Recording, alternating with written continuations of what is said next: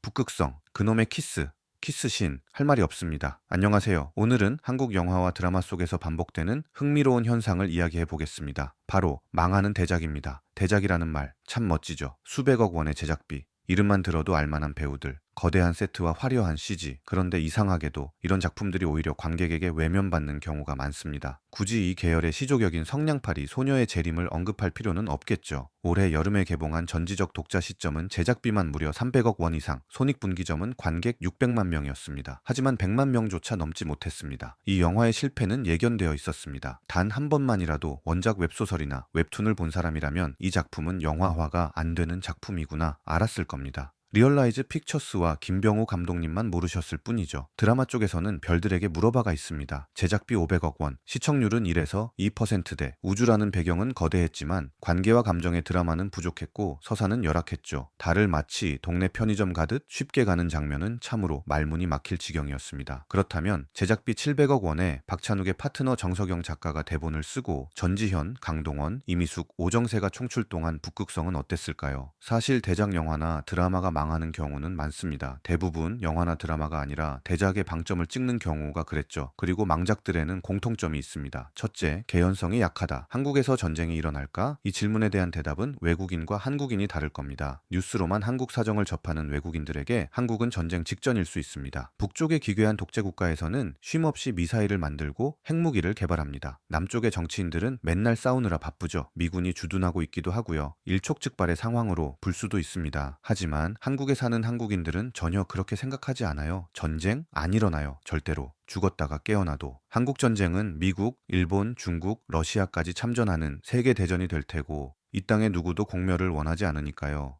이미 양쪽 다 지킬 게 너무 많거나 이르면 치명적인 게 확실하니까요. 개연성 없는 전쟁, 스케일이 전지구적인 전쟁을 일으키는 이야기를 쓴다면 아주 촘촘하고 차갑게 상황을 발전시켜야 합니다. 하지만 이야기를 다지고 쌓아나가도 모자랄 시간에 전지현은 새벽 거리를 달리고 강동원은 화면 밖 어딘가를 노려봅니다.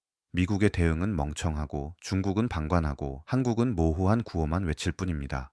둘째, 톤과 호흡, 액션과 로맨스, 정치 드라마의 톤이 번갈아 나오는데 이 전략은 서로를 방해합니다. 정치 쪽 이야기는 했으니 교합된 다른 장르들을 살펴보죠. 액션은 글쎄요, 새롭지 않습니다. 강동원은 여전히 몸을 잘 쓰고 멋있지만 탈북자이자 세계 최고급 용병이라고 하기에는 늘 보던 액션입니다. 로맨스는 최악입니다. 단 한순간도 예쁘지 않아요. 예쁘지 않은 정도가 아니라 징그러워요. 전지현은 사랑 없이 결혼하기는 했지만 박해준에게 의리와 애정이 있습니다. 살짝 사랑했던 것 같기도 해요. 그러니까 죽은 남편의 유지를 잇겠다고 선언했죠. 남편의 죽음을 파헤치던 전지현은 남편에게 다른 여자와 그 사이에서 낳은 아들이 있다는 사실을 알게 됩니다. 한마디로 남편의 부정을 목격한 거죠. 그리고 그날 강동원과 키스를 나눕니다. 그래요. 남편은 바람둥이였고 내 눈앞에는 강동원이 있고 처음 만났을 때부터 텐션이 있었고 그렇다고 하더라도 남편 바람 피운 거 안 날딴 남자랑 키스가 뭡니까? 이건 그냥 화나서 사고치는 거잖아요. 근데 또 이게 끝이 아니야. 이게 시작이었어. 제가 전지현과 강동원의 키스신을 역겨워할 날이 평생 살면서 있을 줄은 정말 몰랐습니다. 이 드라마에는 숨겨진 장르가 하나 더 있습니다. 바로 여인극입니다. 전지현과 이미숙, 전지현과 김혜숙, 전지현과 원지안이 맞붙을 때는 정말 손에 땀이 나고 화면에서는 피가 튀어요. 전작들에서도 그랬습니다만 정석영 작가는 여성 심리 묘사와 갈등 표현에 탁월합니다. 잠수함이 나오고 미 대통령이 나와도 줄 수 없던 긴장감이 여기서 다 나옵니다. 셋째, 배우와 캐릭터. 전지현과 강동원은 이름값만으로도 강렬합니다.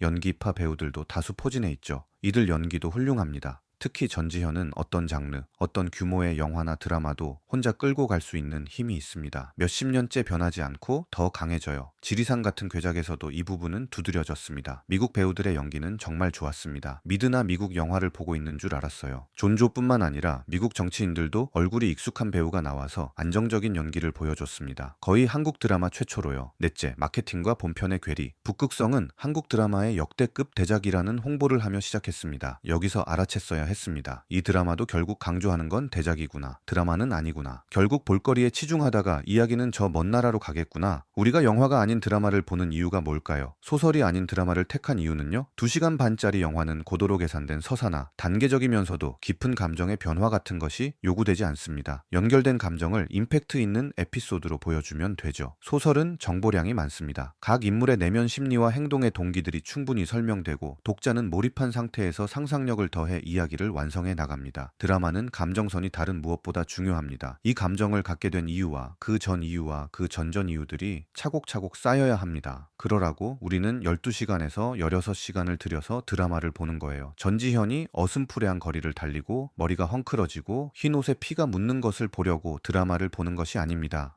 강동원이 긴 팔과 다리로 아름답게 격투를 하고 내 여자를 지키고자 눈에 힘을 주고 이를 악무는 장면을 보려고 드라마를 보는 게 아닙니다. 시청자가 처음부터 끝까지 원하는 건 언제나 같습니다. 개연성 있는 이야기, 완성도 있는 연출, 그리고 진짜 감정. 망한 대작들은 이렇게 말합니다. 관객은 화려한 겉모습보다 결국 서사를 원한다. 마지막으로 정석영 작가는 거품일까요? 박찬욱을 떠난 정석영 작가는 계속해서 실망만 안겨주는 것 같습니다. 제 생각으로는 펜트하우스나 언니가 돌아왔다 계열의 드라마를 쓰신다면 정말 재밌을 것 같습니다.